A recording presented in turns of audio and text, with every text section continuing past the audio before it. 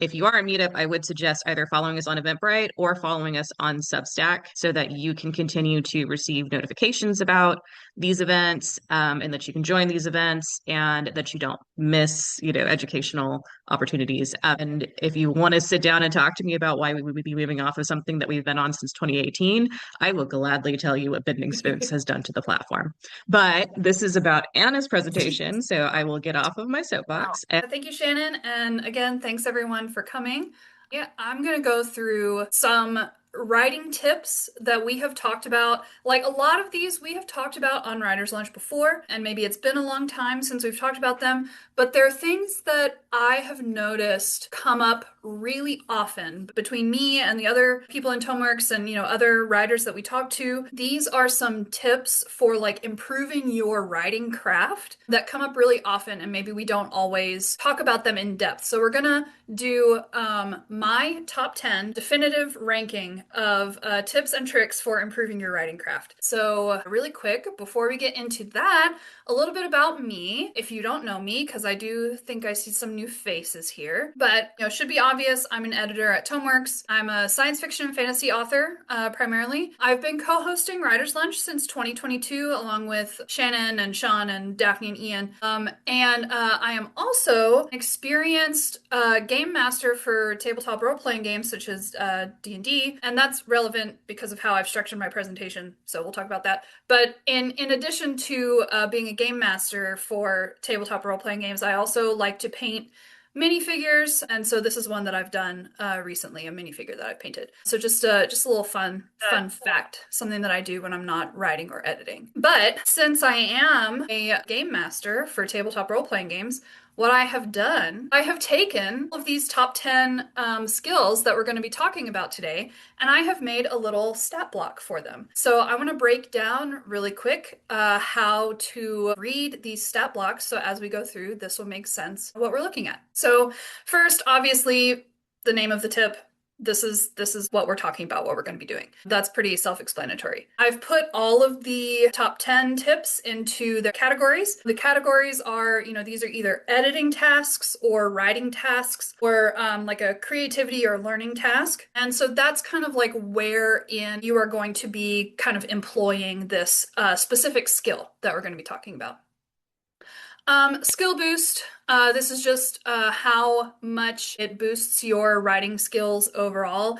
I think I've put it on a scale from 1 to 10, but the number scale is more for fun, but it's like my opinion of like if you employ this skill, how much will boost your overall writing. Each skill has 3 stats, and these stats are time, brains, and noob. Time is the additional time you're going to spend writing if you are employing this task. Brains are the additional brain power needed if you employ this tip.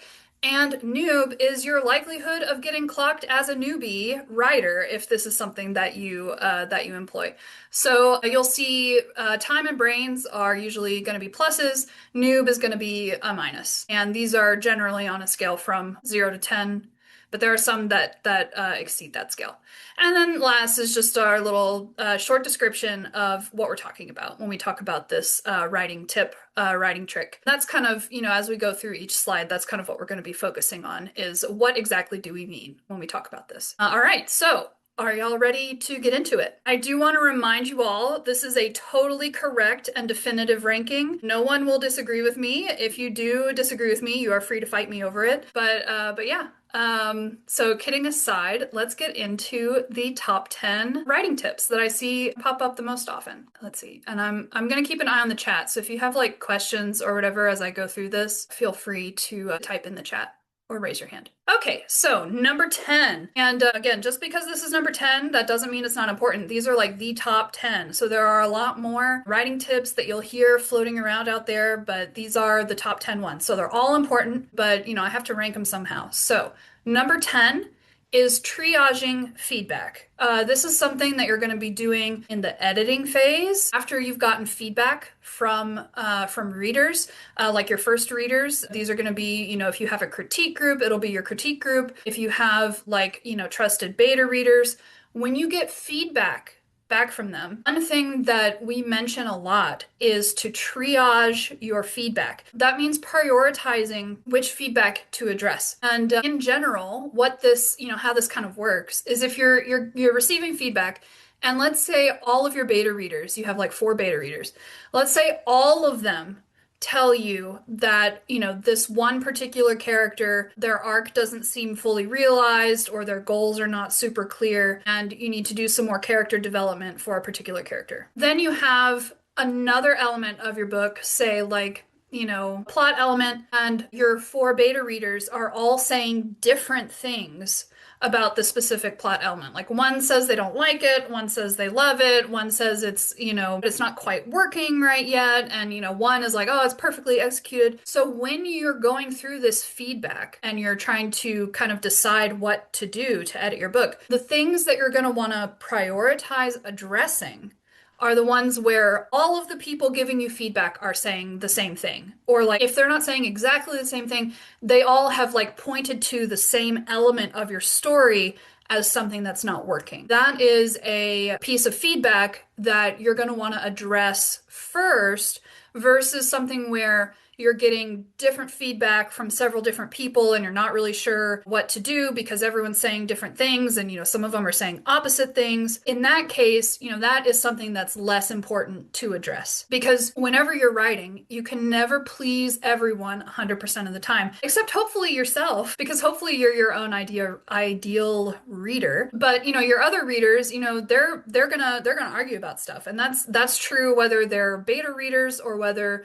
your book is out in the world and they're people who have actually purchased a copy of your book to read. So this is really important for like the things that actually need to be addressed in revisions, and not killing yourself over not knowing what to do because you've gotten opposite feedback on the same thing from several different people. Obviously, it will take some extra time, some extra brain power to kind of like go through all your feedback and figure out which things are really truly important to address and which aren't. But it will make you look like a little bit less of a newbie writer if you do it.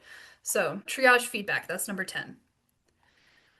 Number 9, this one is be descriptive. This is a writing task, so this is something you're going to do while you're writing. It could also fall into editing, but it's mostly going to happen in like the writing section. And this is something that I've included on here because I've seen a lot of writing recently that is very lacking in descriptive elements. And so when you're reading it, you don't have a lot of the scene setting, you don't have a lot of maybe internal monologue, which we'll get to later, but mainly, here we're kind of focusing on like scene setting and action beats and stuff like that. And I've seen a lot of writing recently that is very lacking in this. And so a lot of scenes feel like just back and forth dialogue. And so it almost feels like reading a screenplay as you're reading through it. It doesn't really feel like reading a book. And this is something that Sean talked about last week when he was talking about TV brain. And in writing prose, in writing novels, fiction, being descriptive is so important to help the reader feel like they've been transported into the scene. You do have to be kind of careful because you don't want to be overly descriptive that you like fall into the purple prose category. But you do want to give the reader a sense of like time and place and how the characters are interacting with physical elements in the scene. Like if the 2 characters are talking and there's a desk between them, we need to see while they are talking how they are interacting with or around this object that is in between them in the room. How does it affect their conversation? Like if they're arguing, are they like trying to lunge at each other over the desk, or are they trying to keep that between them so they don't get too close to each other because they aren't supposed to be near each other for whatever reason. And so it's something that can really elevate your writing. And so I would encourage you to really try to visualize the scene in your head if that's something that you can do, because I know there are a lot of people out there who have aphantasia, have a hard time visualizing things, but really try to kind of imagine that scene in your head and include all those visual elements and like descriptive elements to kind of help us ground the reader in the scene. Because otherwise, it ends up just feeling like we're floating in an empty void and the characters are just like talking heads in an empty room. So we need to have those descriptive elements surrounding the dialogue and things like that. And I have a question for you. Yes, yes. I mean, you specifically say to take care not to be over descriptive or purple prose Mhm. writing. Do you have any specific guidelines that you would suggest to find a happy medium in your descriptiveness? Yeah. That I think comes with practice. And I think that we're kind of going to touch on that a little bit in some of the higher ranked tips because I think that a lot of these skills it does take practice to develop them and to kind of get a sense of, the flow and the rhythm and where your description or, whatever you're doing, where it starts to get too long. As you practice more, you start to get a feel for that. And we're going to talk about that a little bit, or some of our higher ranked tips, because I don't want to give away too much about my list because I haven't even shared this list with Shannon, so like she doesn't even know what's on here. But yeah, no, that's a good question. That's a good question. But we are gonna talk about it a little bit later. All right. Number eight. Number eight is establish goals. This is establishing your character's goals on the page. This is also a writing task. And this is something also that I have seen a lot of writing lately that is kind of lacking, or there's a lack of clarity surrounding what a character is trying to do. And especially if you want to go into traditional publishing, if you want to get an agent and be published by one of the big five, publishers, your goals, your character's goal, and what's at stake if they fail is one of the most important elements that needs to be clear both in your opening pages and in your query letter and like the rest of your query packet. This is one of the most important things to attract an agent's attention. If this is missing, an agent is not going to want to look at your stuff. But it's also important, if you're doing indie publishing or self-publishing, because your character's goals and, what is at stake in the story if they fail is one of the most important story elements to actually like hook a reader. If the reader knows what your character is trying to do and what's going to happen if they don't succeed, then your reader can root for them. If your reader can't root for your character's success, or your character's failure if you're, writing about, a villain or someone trying to do something bad. If your reader cannot root for them one way or another, then the reader is going to have a hard time getting invested in their story. So definitely as you're writing, make sure that you know as the author, you know what your character's goals are and what the stakes are, and that these come through on the page really strongly so that readers know what's going on. Someone asked in the chat, if I have a reader who I don't want to reveal the full goals of, how do I apply point 8? Yeah, that's a good question. So there is some leeway to kind of like be mysterious. The thing that I run into a lot of times is authors who are trying to like preserve that aura of mystery about a character's goals to the point where it's confusing for the reader and you don't really know what the story's about or like what's going on in the story. So I think I would assume, kind of based on your question, because you said for an example, we originally don't know what they're up to. We may think they are good, but eventually they're revealed to be a villain. I would expect you have more than one point of view in this story. You do, then you have a little bit more leeway to be obfuscate the goals of particular characters, because if you have multiple POVs, then you have like your main protagonist and their goals can be made more clear to the reader, while you have like paired with them a villain or a possible hero turned villain POV where the goals are kind of obscured. And so that can work really well as long as the reader can like latch onto something. And so like goals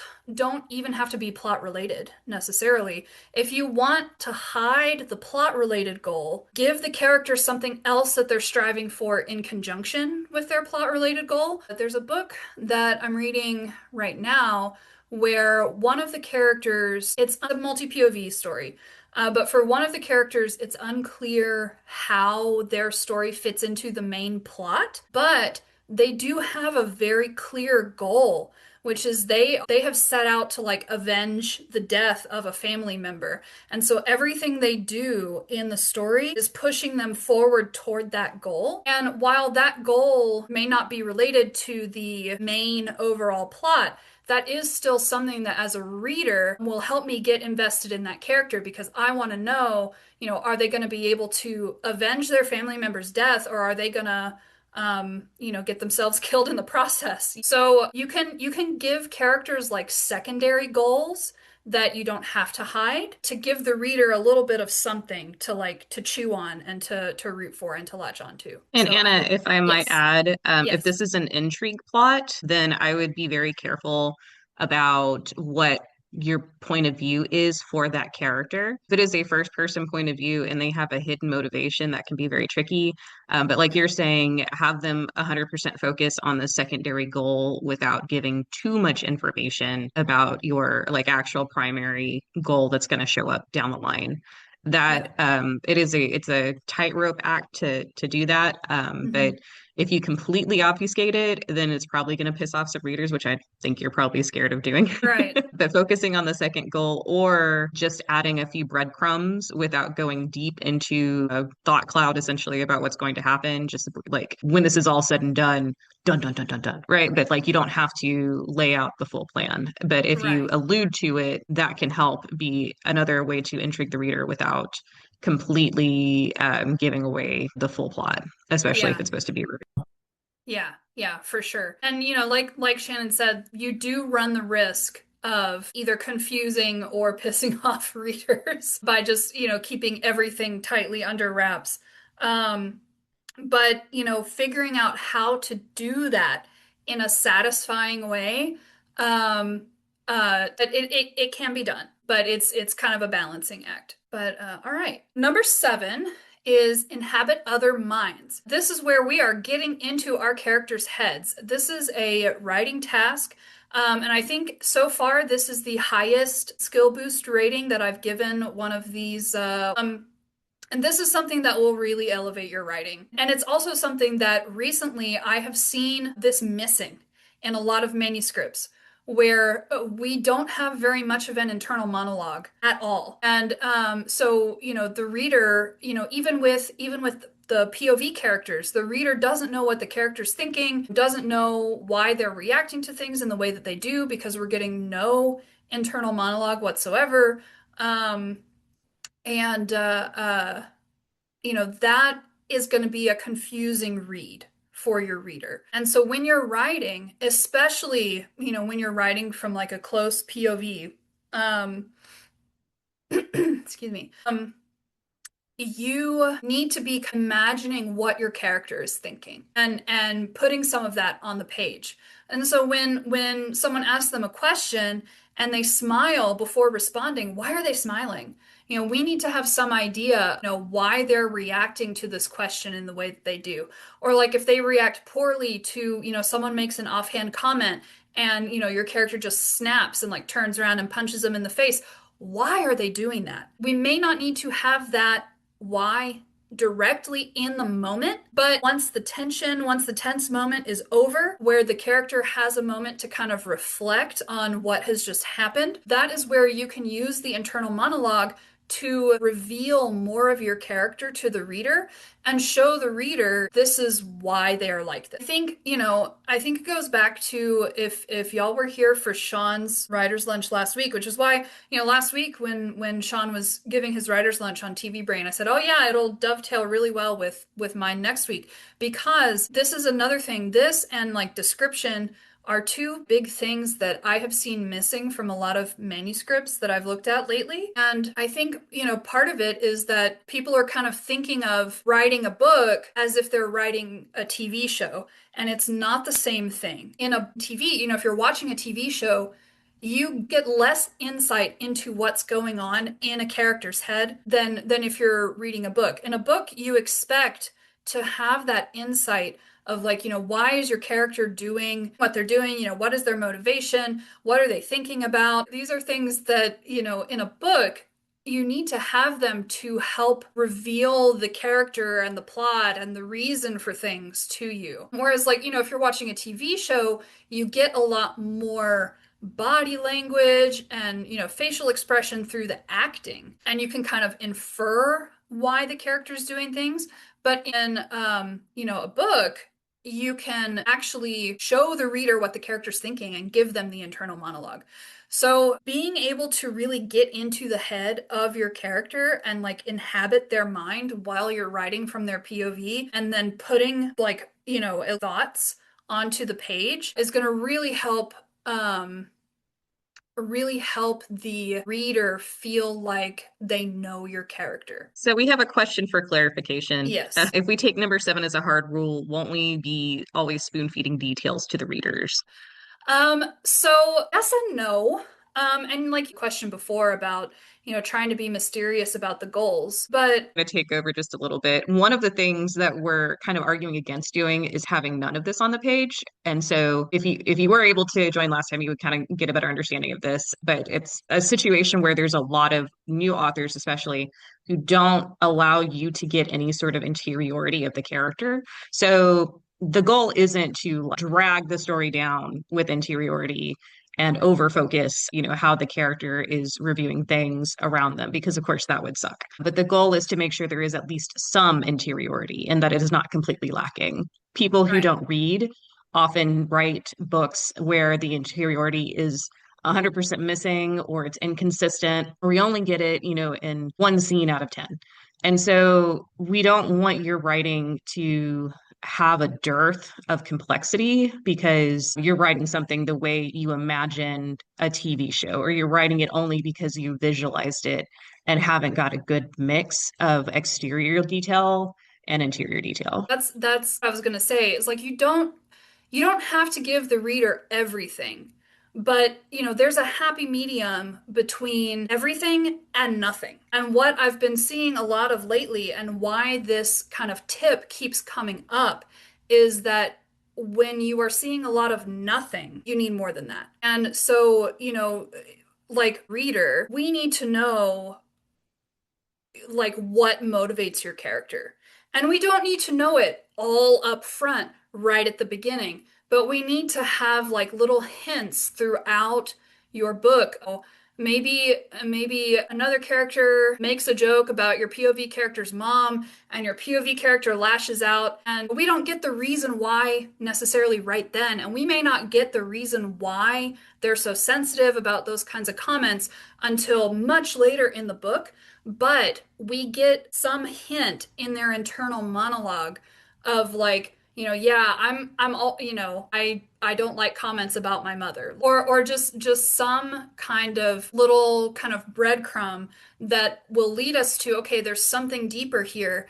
And, the author, by giving us these little breadcrumbs, is establishing trust with the reader that, like, at some point we're going to figure out why. Versus if, your character is just reacting badly and we get no reason why. And then it's like, well, why is this person like this? Why are they such a dick? Like, and then the reader has nothing to hint that, there's something coming later because there's no internal monologue to give them any kind of breadcrumb.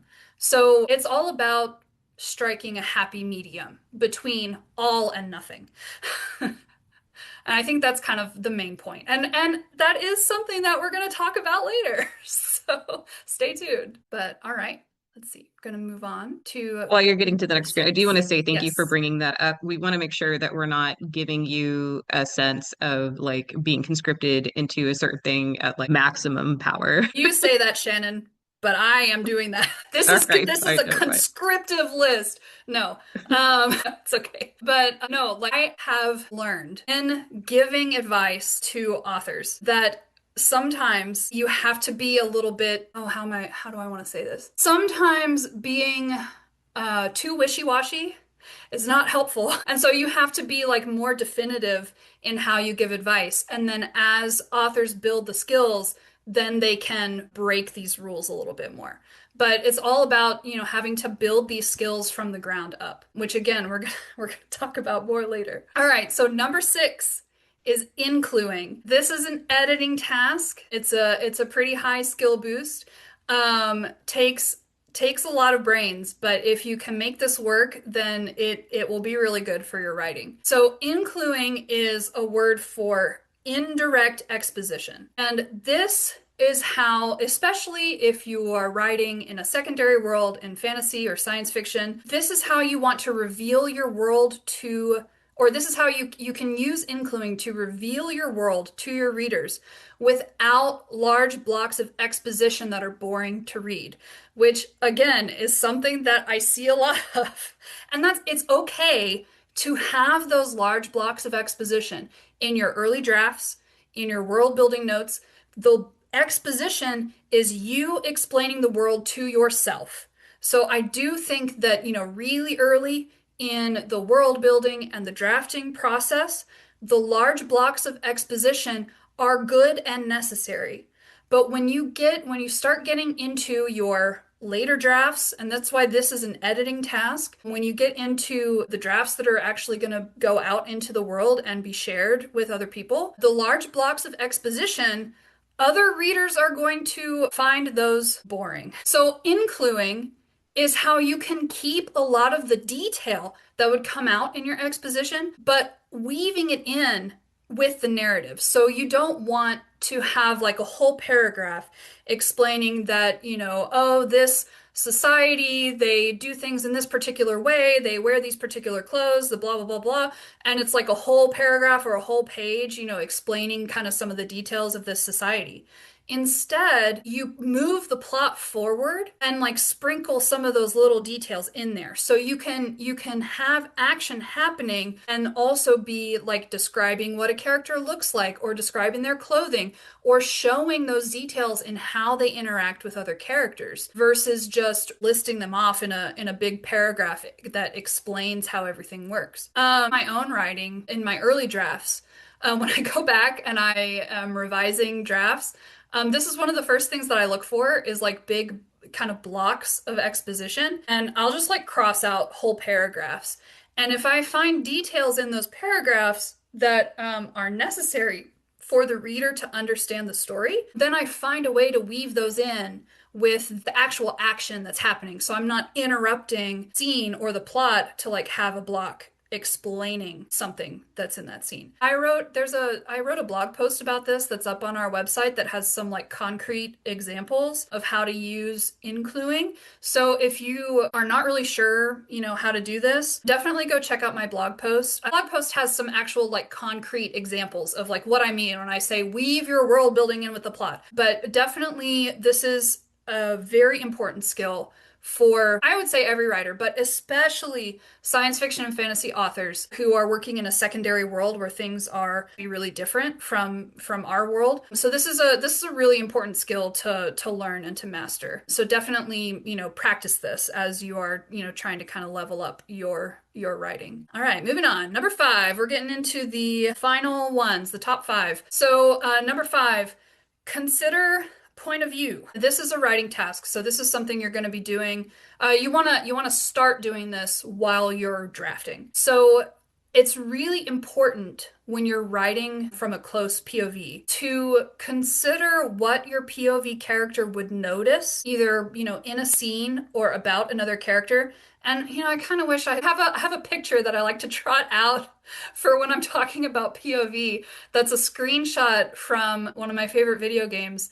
But it's where the character is trying to read a book that's on a shelf that's too high because, the character's short. And so when you try to interact with this book, the dialogue that comes up is this is too high to read. And to read the book, you have to actually climb up onto a higher shelf. And then once you get up above it where you can see it, you can read it. So that is a really good example considering POV and how you can consider POV more in your writing, because your character whose POV you're writing from is not going to notice every single thing about a person, is not going to notice every single thing about the room. And so when you have your POV character come into a scene, consider the kinds of things that are important to that character and the kinds of things that they would notice first. And then maybe, as you go further through the scene, especially if, maybe they're doing some sort of investigation, they're looking closely at things, then they can notice more, but they're not going to notice everything all at once. And there are going to be, things that your character is drawn to that they'll notice first, and then things they have to look for if they want to see it. Just really spend some time thinking about what kind of person your character is and like kind of some of the physical attributes that they have and how that will affect the kinds of things that they notice both about rooms that they're in or environments that they're in and the people that they're talking to. And keeping this in mind while you're writing is really gonna help level up your writing quite a bit because readers will notice if your POV character is noticing things that they may not be able to see. One specific thing that I've seen recently is a POV character noting the color of their own eyes. They cannot see their own eyes. Unless they're looking in a mirror, and that's a whole other, can of worms when we're doing fiction. But like a POV character, like I'm not sitting around my house during the day thinking about how my eyes are green. And so, no one is going to be thinking in their internal monologue that like, yes, my piercing green eyes see through all of the bullshit that people are throwing toward me. Like, that's just think about what your character would and can notice about a particular scene or about other characters. And consider that when you're writing their internal monologue and building their POV. Can I add another? This is Yes. like one of the higher level skills when it comes to POV. Having a strong POV and also being in the interiority of that character allows you to show a lot of change in the character's arc, especially when you're talking about your protagonist, your primary character for a scene, as they relate to other people, as they relate to the situation they're in, the way they interpret it will change as they have character growth, or if we're talking about an anti-hero, decrepitude of their character. So, the motivations they ascribe to acts, how they treat other people based upon the characteristics they interpret of them, especially if there's somebody who has a prejudice or it's a society that treats certain types of characters differently, all that kind of thing. The interiority in that POV help you as an author show who that character is and how that character changes through the story. Yeah. We do Now have a there's question a from Carly. so yeah, so question in the chat, tips for making third person POV feel more intimate. Yeah, this is something that I've actually talked about before in Writer's Lunch. It was a long time ago, and maybe I should bring that back out. I have a blog post about POV that kind of talks about this a little bit because POV is kind of two parallel spectrums. And so you have like the first, second, and third person POVs, and then you have the close versus far POV. And a third person POV can still be a close POV where you are really getting into that character's head and you have their internal monologue is like really strong. They're things that you have down like really well, the things that they would notice about a scene because of what kind of person they are, and like all of that can still be really strong in the narrative, even in a third person POV. So it's really about that internal monologue and making sure that that comes through really strongly even in a third person POV, and that will make that third person POV feel more intimate.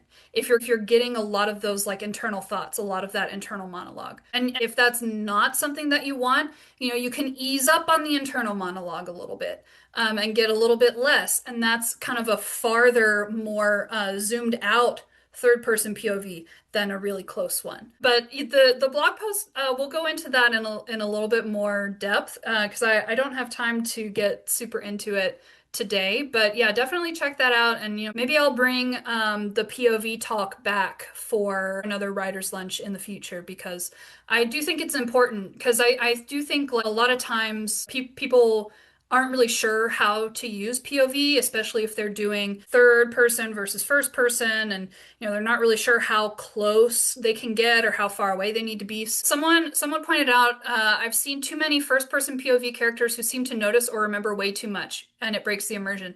Yeah, and that's a thing people have.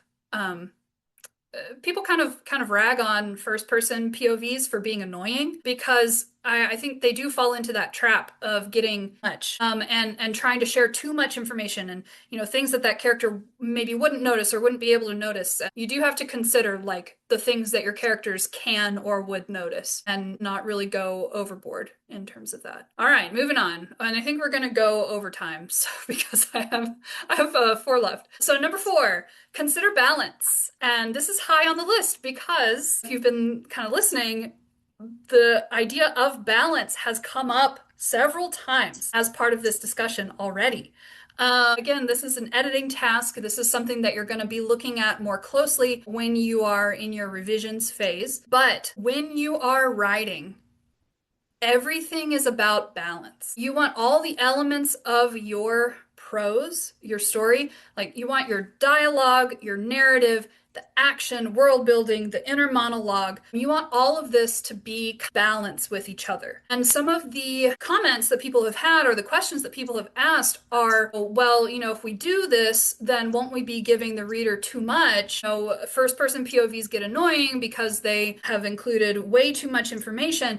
And you're right. And what you are noticing and what you're kind of thinking about is a failure of balance. And so you, as the author, have to work out the optimum balance between what you share about the character's inner monologue and how much they speak to other people in dialogue, or how much they reveal in dialogue versus how much they reveal in the internal narrative, how much action and like tension you have versus how many kind of soft moments do you have to help kind of reveal more of your character, how much world building do you include versus how much do you leave it to the reader to infer.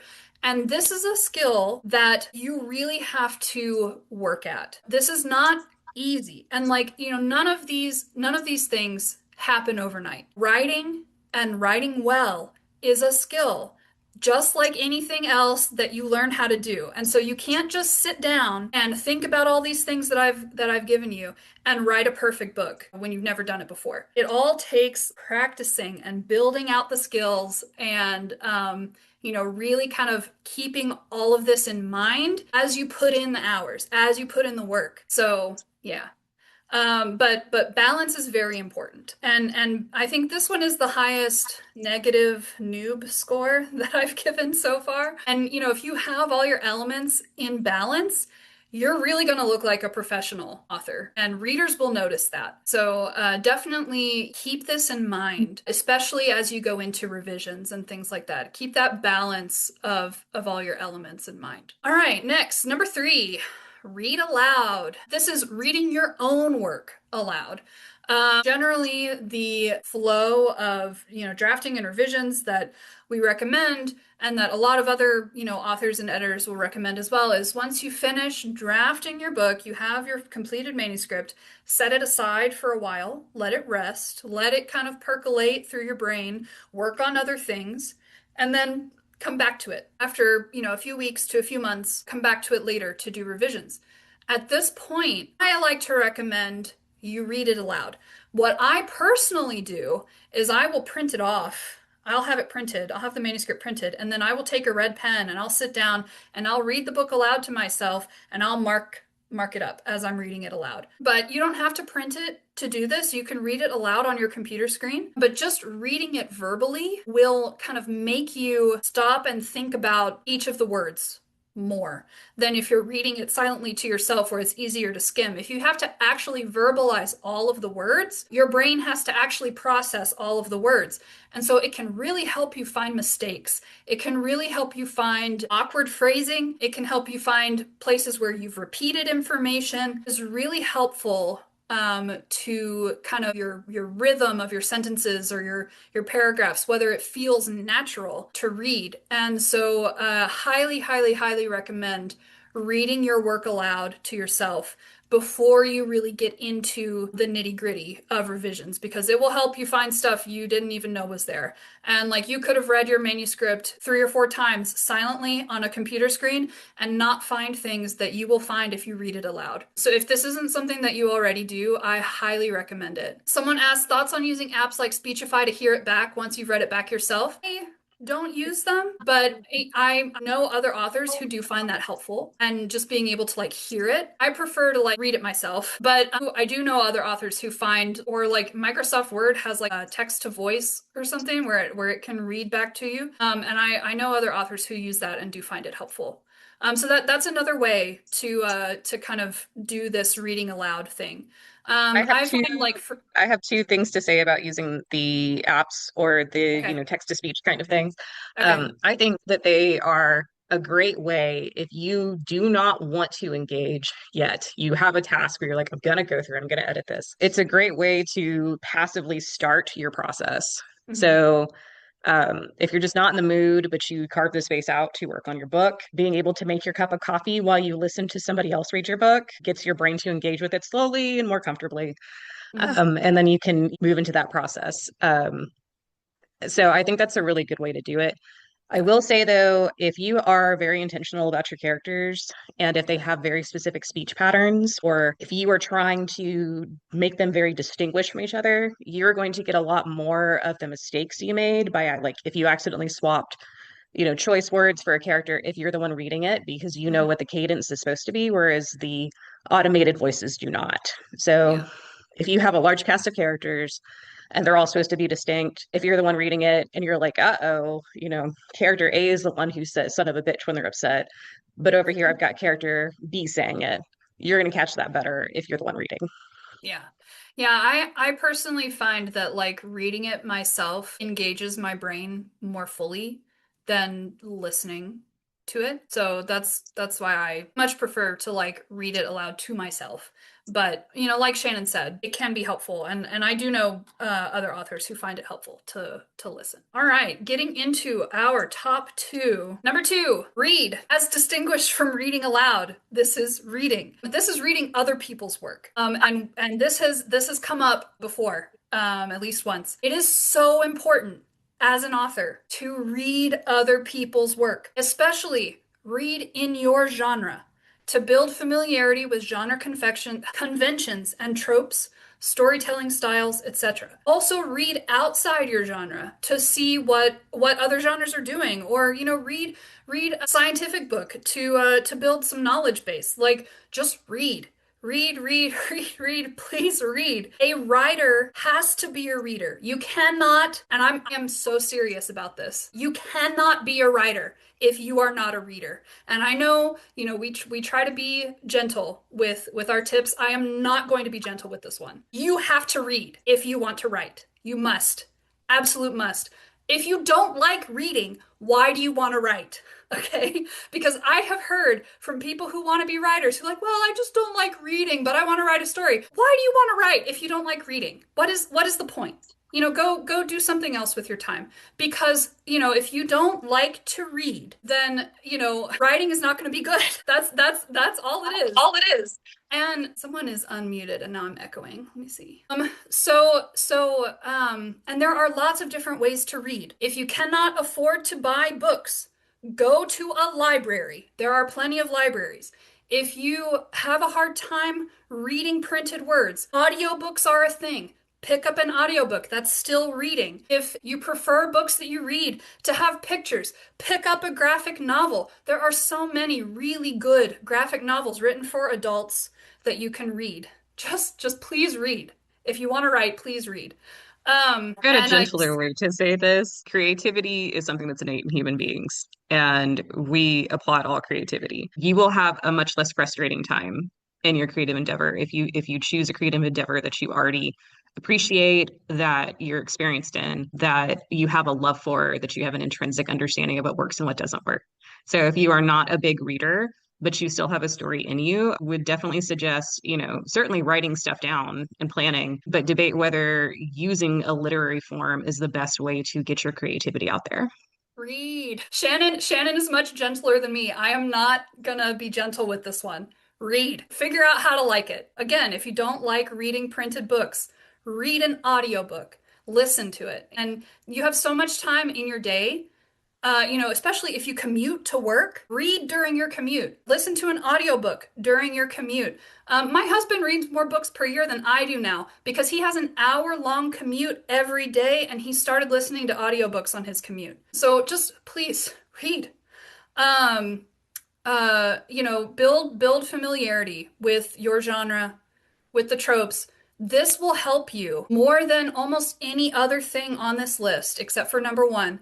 This will help you figure out how to tell stories in your genre and figure out how to break the rules of your genre in a way that's going to be satisfying to readers. Yeah, read. Before I move on to number one, does anyone want to try to guess what my number one tip is? I'm gonna get on my soapbox about number one also. That's why these are my top two, because I can soapbox about them. I mean, I'm gonna guess it's get feedback. Okay. That's a good guess. Does anyone else have guesses? There's something in the chat. Let's see. Right Edgar along. Edgar says write a lot. Yeah, yeah, you got it, man. You got it. Number one is practice. Practice writing, please. Work on more than just one project. Practice. And, novels are daunting, okay? A novel, 50,000 words or more, that takes a lot of time. And so it can be hard to think about, well, how can I practice my writing if I'm working on this novel and like it takes me forever and like, how am I supposed to practice? Write short stories. Write short stories. Try to write a story in less than 5,000 words. A full, complete story in less than 5,000 words. I promise you, aside from reading, this is the best way. You have to do both. But practicing your writing skills, if you're already doing the reading, practicing is what's really going to get you from okay to amazing. All right, practice. And one of the things, like when I was first, wanting to write and wanting to be an author, I think one of the best pieces of advice that I found on the internet was this: write short stories. And I have kind of expanded it into a little bit of a challenge because when I first started writing short stories, I was having a hard time writing a complete story in less than 10,000 words. So then I started challenging myself to try to write a complete story in less than 5,000 words. And then once I got okay with that, I started challenging myself to try to write a complete story in less than 3,000 words.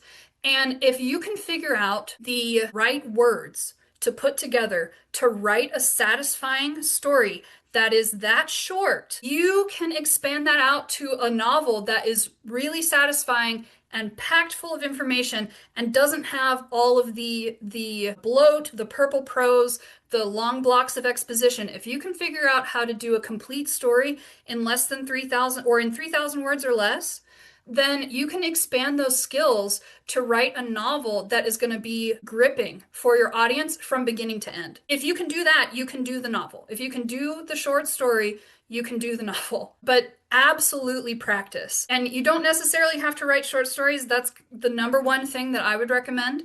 But any writing is writing. You can world build for other projects. You can write a blog post. You can make a PowerPoint like this, make a little mini workshop for, even if it's just for yourself, write a journal entry, like write. And the practice is what's really going to get you there. Thank you for appreciating my over 9,000 reference.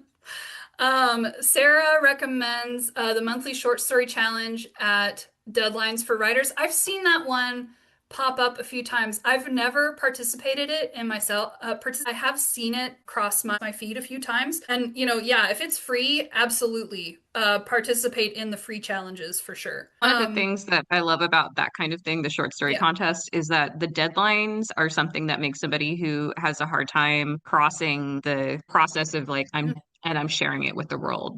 And that's a very scary precipice, especially for people who have never done it before.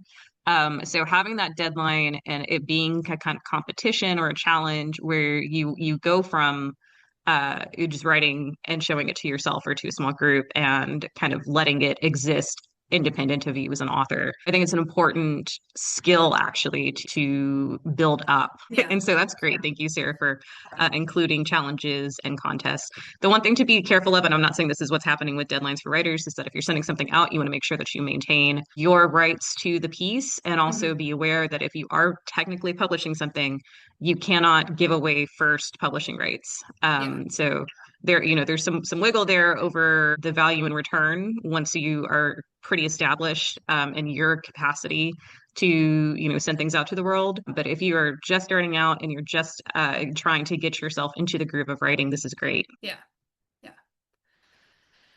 Um, And right. Sarah says that this specific one is a workshop, not publishing, so you retain all rights. So that's Oh, even awesome. So better. deadlines for writers. Great. So that is my top 10 list. I know I took the kid gloves off a little bit, especially on the last two, but like I'm telling y'all, if you want to be a writer, if this is something that you really want to pursue, read, practice. Those are the top two things that you can do to level up your writing skill. If you do nothing else on my list, do those two things. And those two things will like you will start incorporating everything else just by accident if you read and if you practice. I promise.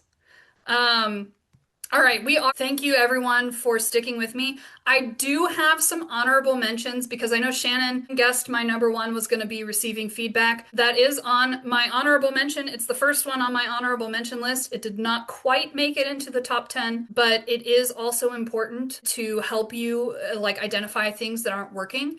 You do have to be careful if you're recruiting other people to read your work, who you choose as readers. You need to choose people that you trust and people who, at the very least, are regular readers of your genre. You know, if you're just choosing, like, your mom who hasn't read a book since she was in high school, or even like, you're a fantasy reader and you are choosing your mom who only reads historical fiction, she's not going to give you the kind of feedback that's really going to help you level up in your genre versus if you choose someone who does read fantasy. So, be selective when you're choosing people to be the first readers of your work. But, it is important to have those other eyes to kind of help you see things. Second honorable mention, stop as you know bobbing. This is something that I see a lot. Just stop explaining. And this is actually something that is mentioned in my blog on including that Shannon kindly put in the chat. And this see a lot of writers who are trying to explain their world building or the lore to their readers, where, especially like in dialogue, where one character will turn to another and say, "Hey, did you know the sun rises in the east?" And the other character says, "No, I've lived in this world for 30 years and I didn't know the sun rose in the east. What an interesting piece of information." Stop doing that, please. It's killing me. But I see it. I see it a lot. And it's especially in the case of where you have two characters who should both know this piece of information, but they're explaining it to each other for the benefit of the reader. And that is just, it's so hard to read. It's so hard to read. It's so cringy. I don't know if anyone has read Fourth Wing. I read Fourth Wing. They do a lot of this in the very beginning of Fourth Wing, and I almost did not make it through the book because of that. And I did not go back for the second one because of that. So just please, just get your world building on the page in a more engaging way. Use incluing instead of this. Next, sandboxing. When you delete stuff, save it. If you're deleting a scene, a character, world building element, whatever, save it. Make a sandbox, like all of your scrapped ideas, so you can play around in it later when you want something new to work on. And I think the last honorable mention is get weird. Get weird, especially in this era that we're moving into of AI that writes this like average, uninspired slop. Let your own writing get weird. Don't be afraid to get carried away with your creativity. Write the thing that feels bonkers and just see how your first readers respond to it and see how it turns out. Write the bonkers thing. Do it. Just don't be afraid to get weird, because if we're afraid to get weird and is writing average uninspired stuff and we can't get weird with it, then what do we have? We have nothing interesting. So that's it. That's all I got. Thank you for bearing with me and letting me soapbox on some of my top tips. So, a lot of times, most of the time, we try to be really gentle when we're giving advice and not so prescriptive, but I wanted to kind of take a little bit of a different tack for this one, especially for a few of my little top tips, because I think that they're just so important to helping you build your skills as a writer. And I cannot emphasize enough how important some of these things are to do if you want to be an author. So I hope that you found something interesting in here. If you need more clarification on some of the things I've talked about, please check out my blog post. So thanks everyone for being here, and we hope to see you next time. And thank you all. Bye, everybody.